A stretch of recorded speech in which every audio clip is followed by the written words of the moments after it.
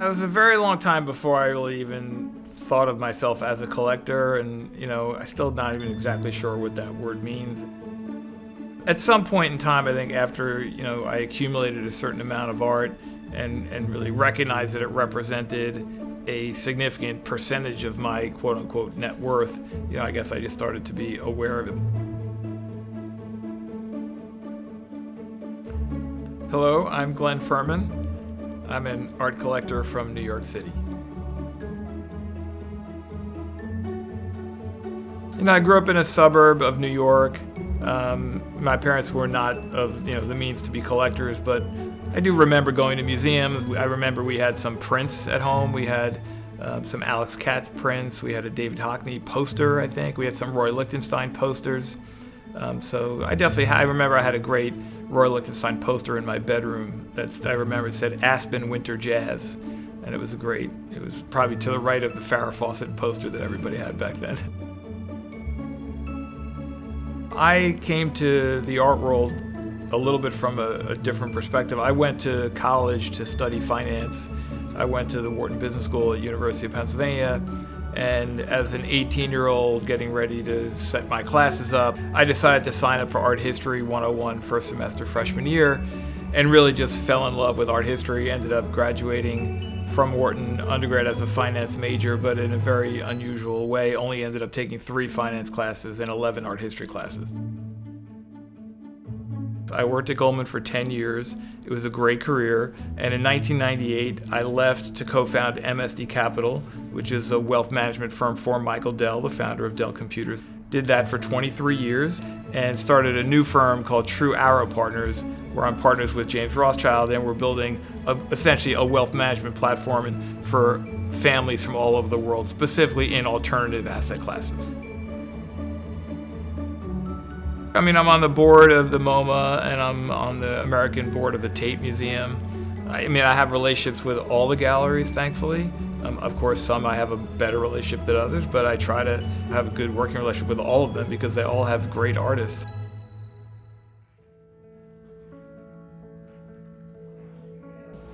I saw the work at the time and just immediately loved it. And this is a great example where we got to know Nicolas a little bit, and we ultimately worked with him on a fantastic exhibition at the Flag Art Foundation. He did a masterful, full installation, curated show of his work as well as other artists celebrating the art of pastel.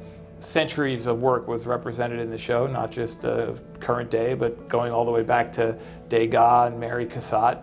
And this work was part of that experience of working with Nicolas on the show and ultimately being able to buy a great work. I absolutely love this work and love the ribbon. It's not a specific person. Obviously, it's kind of a fantastical image in some ways, but there's something really beautiful about it to me.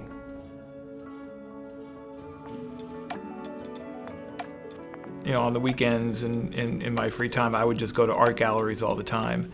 And that was really how it all started. I just loved being around the art. I loved meeting the artists. And then once I started making some money, I just basically was spending essentially all my money on art, from the very beginning.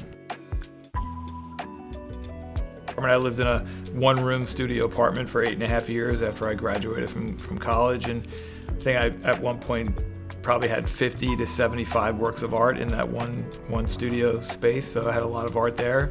I was just buying things that I loved. I pretty much met the artists almost all the time.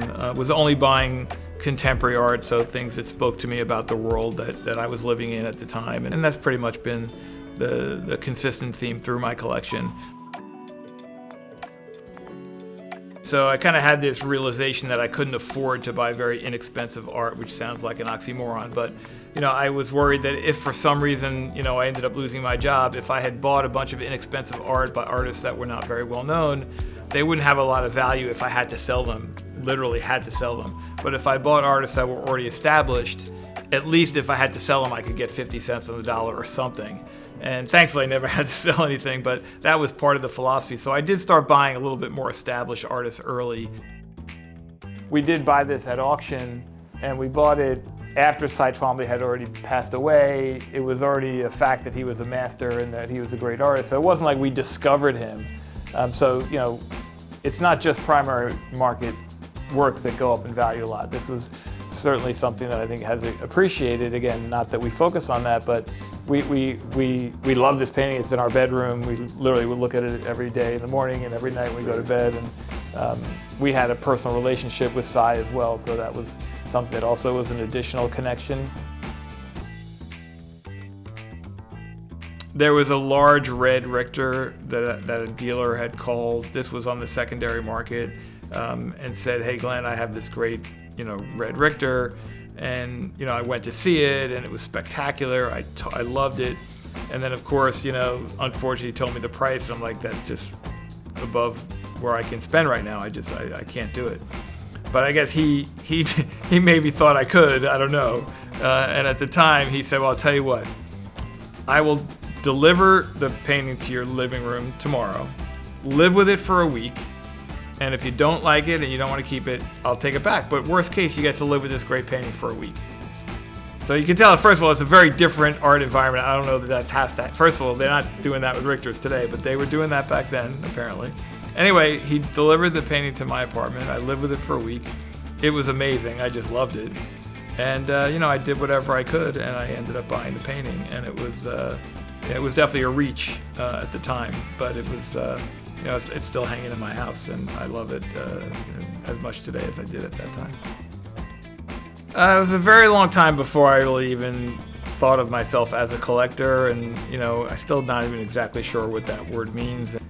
At some point in time, I think after I accumulated a certain amount of art and really recognized that it represented a significant percentage of my quote-unquote net worth, I guess I just started to be aware of it. But I haven't really sold any art, so I've been kind of a one-way street for a long time. I mean, I'm an investor professionally, so to me, my brain is kind of walled off. That my investing side is more on the financial markets, and my art side is not about investing. By accident, to some extent, my art collecting has resulted in probably great investment results. So I think the dynamics of art as an asset class do appear to be very strong. It does seem that people all over the world and museums all over the world are interested in buying the same types of art by the same artists. And so the demand picture is very robust for art globally. And the supply of that art is relatively constrained, right? I mean, a great artist may make 5 to 20 works a year, depending on who they are, and there's more than 5 to 20 people per year that want to buy one. I respect Masterworks having taken such a data-driven approach to their own analysis. And I'm an investor in Masterworks. I'm sitting here because I'm affiliated with Masterworks, to be very clear. But I've been very impressed how Masterworks has used that data-driven approach to decide what works to buy and put on the platform, which I think they've done very, very successfully. It's not just 3 people on a committee saying, let's buy that red painting. It's more the data saying, no, let's buy that Shara Hughes from this period of time for this reason. And that, I think, is very compelling, what they've done. I mean, it's much more global today, for sure. And so if there's, a super sought after artist and they're considering who to, sell the paintings to, now it's not just a bigger group, but it's a global group. It's somebody from Asia, it's somebody from the West Coast, it's somebody from Australia, it's somebody from the UK, it's several people from France. So it's much more competitive to get access to the best work, which is good for everybody in some ways. Well, I mean, I think the biggest issue with art as an asset class is you can't buy what you want when you want it. You can see a painting and say, oh, I really wish I could buy that, and you just can't because it's not for sale. And on the other side, you might say, okay, I own this thing, now it's time to sell, I want to sell it, and there may not be a buyer at the right price at the right moment for you to sell it. So the buy and the sell are both limited in that regard. So I think you do have to be very patient. You have to make sure you're buying something that you really like, and then you have to sell it when you have the opportunity to sell it at the right price.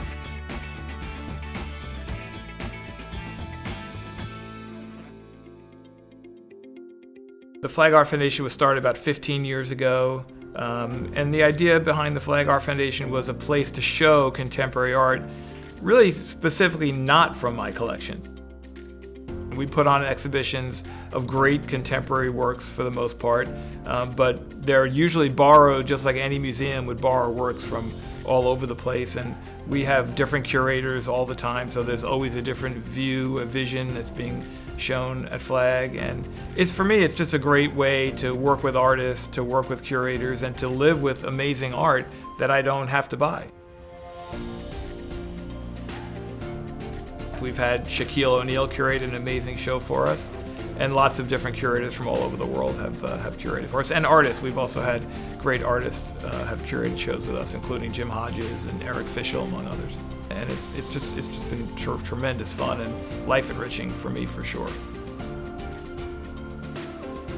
I mean, I think just seeing as much art as possible, going to museums, going to art fairs, which is a great place to see a lot of contemporary art at once. Just seeing what you like, what you don't like. I mean, I find that it's equally valuable to see things I don't like, because then I know when I like something that I really do like it, because I've seen a lot of things that I don't like. I love going to galleries to see shows, and the art is not appealing to me because it's just one less thing I have to worry about to some extent. So it's, and then when you go to a show and you love it all, it's fantastic. So yeah, no, there's lots of great art out there for sure.